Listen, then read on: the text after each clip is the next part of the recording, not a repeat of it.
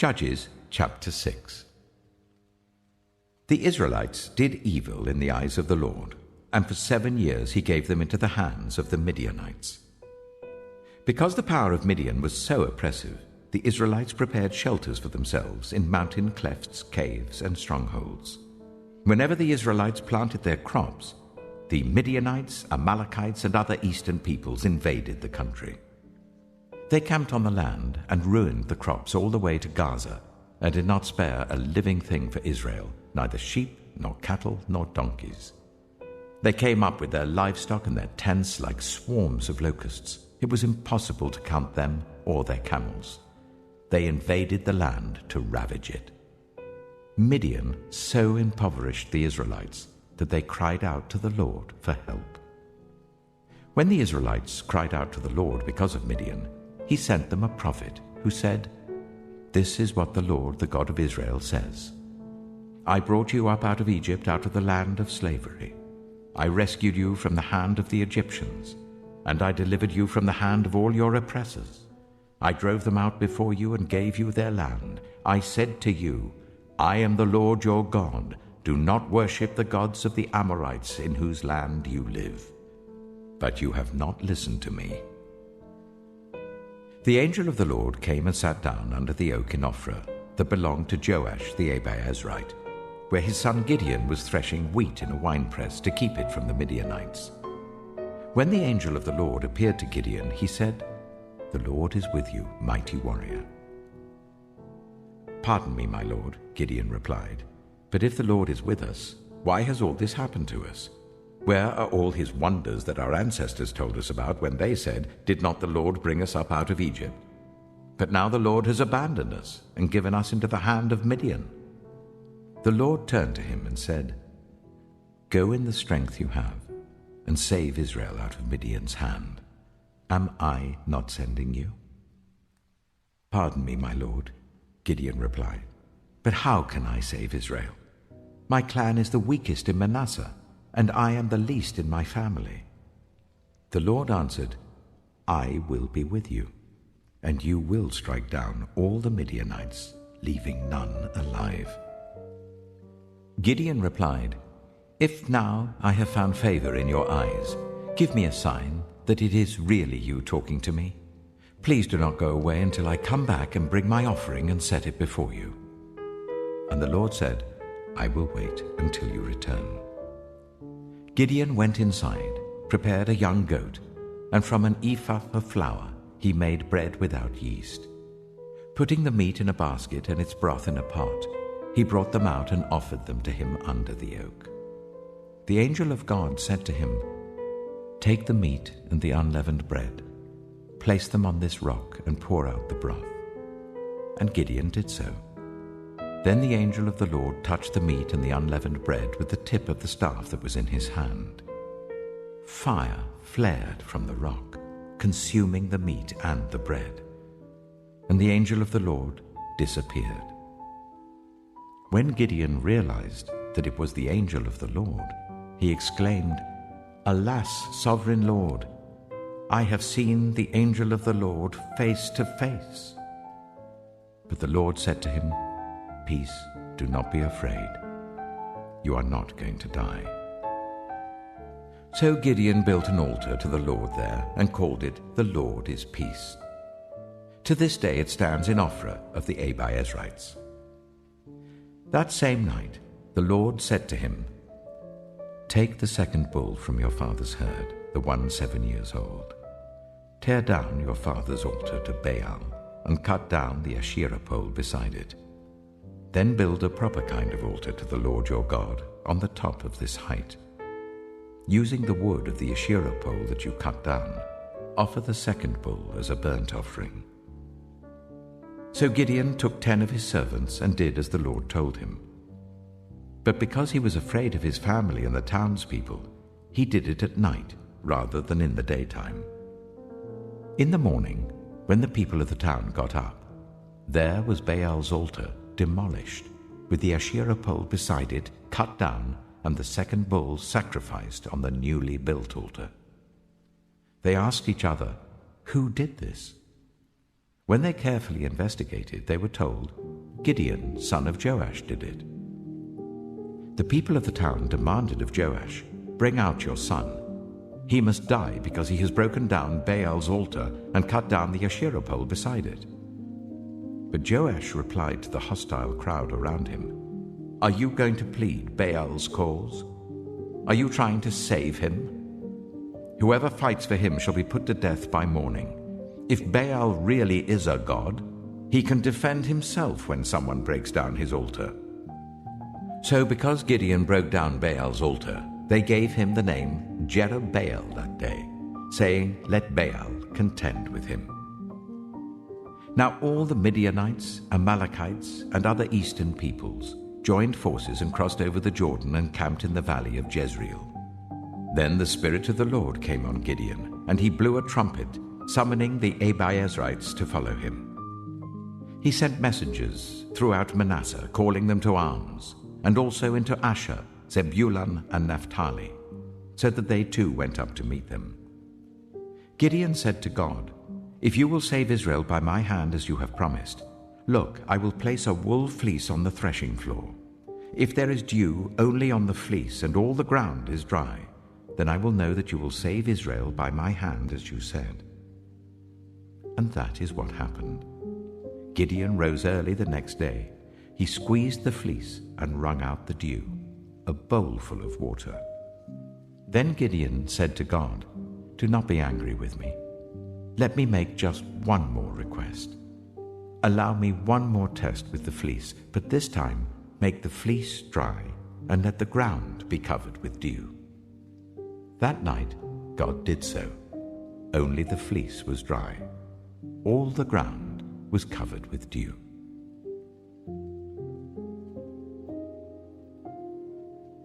Judges chapter 7. Early in the morning, Jerubbaal, that is Gideon, and all his men camped at the spring of Harod. The camp of Midian was north of them in the valley near the hill of Moreh. The Lord said to Gideon, "You have too many men. I cannot deliver Midian into their hands, or Israel would boast against me. My own strength has saved me. Now announce to the army, anyone who trembles with fear may turn back and leave Mount Gilead." So 22,000 men left, while 10,000 remained. But the Lord said to Gideon, "There are still too many men. Take them down to the water, and I will thin them out for you there. If I say, 'This one shall go with you,' he shall go. But if I say, 'This one shall not go with you,' he shall not go." So Gideon took the men down to the water. There the Lord told him, "Separate those who lap the water with their tongues as a dog laps, from those who kneel down to drink." 300 of them drank from cupped hands, lapping like dogs. All the rest got down on their knees to drink. The Lord said to Gideon, "With the 300 men that lapped, I will save you and give the Midianites into your hands. Let all the others go home." So Gideon sent the rest of the Israelites home, but kept the 300 who took over the provisions and trumpets of the others. Now the camp of Midian lay below him in the valley.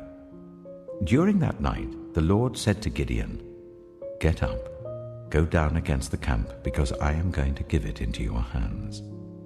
If you are afraid to attack, go down to the camp with your servant Purah, and listen to what they're saying.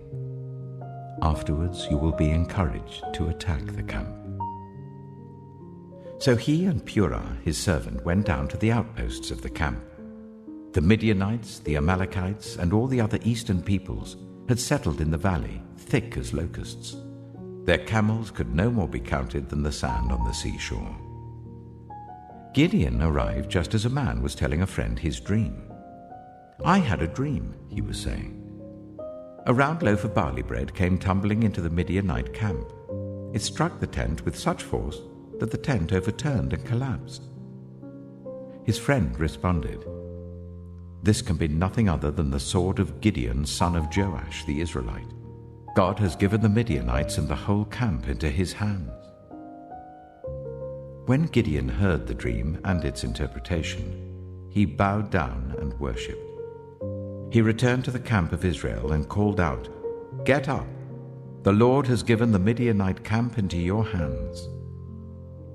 Dividing the 300 men into 3 companies, he placed trumpets and empty jars in the hands of all of them, with torches inside.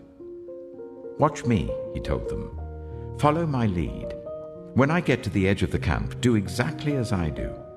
When I and all who are with me blow our trumpets, then from all round the camp blow yours and shout, 'For the Lord and for Gideon.'"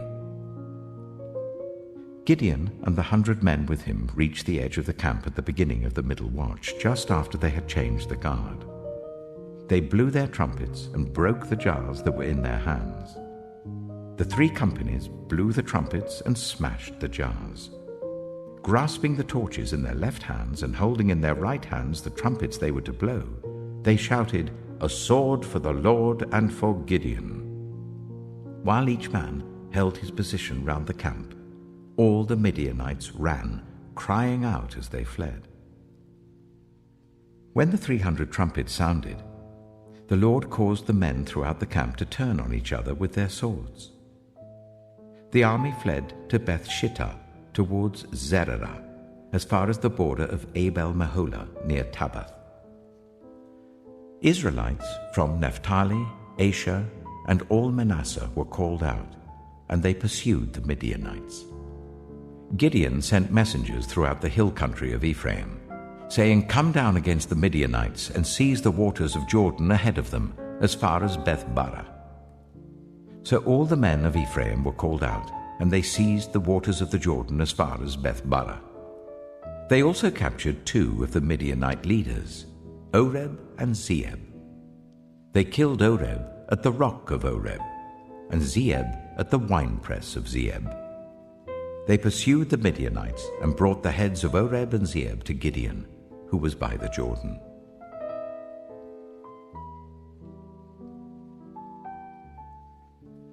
Judges chapter 8. Now the Ephraimites asked Gideon, "Why have you treated us like this? Why didn't you call us when you went to fight Midian?" And they challenged him vigorously. But he answered them, "What have I accomplished compared to you? Aren't the gleanings of Ephraim's grapes better than the full grape harvest of Abiezer? God gave Oreb and Zeeb, the Midianite leaders, into your hands. What was I able to do compared to you?" At this, their resentment against him subsided.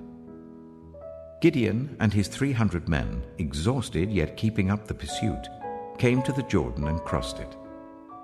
He said to the men of Succoth, "Give my troops some bread. They are worn out, and I am still pursuing Zebah and Zalmunna, the kings of Midian." But the officials of Succoth said, "Do you already have the hands of Zebah and Zalmunna in your possession? Why should we give bread to your troops?" Then Gideon replied, "Just for that, when the Lord has given Zebah and Zalmunna into my hand, I will tear your flesh with desert thorns and briars." From there he went up to Peniel and made the same request of them. But they answered as the men of Succoth had. So he said to the men of Peniel, "When I return in triumph, I will tear down this tower." Now Zebah and Zalmunna were in Karkor with a force of about 15,000 men, all that were left of the armies of the eastern peoples. 120,000 swordsmen had fallen. Gideon went up by the route of the nomads east of Nobah and Jogbehah and attacked the unsuspecting army. Zebah and Zalmunna, the 2 kings of Midian, fled, but he pursued them and captured them, routing their entire army.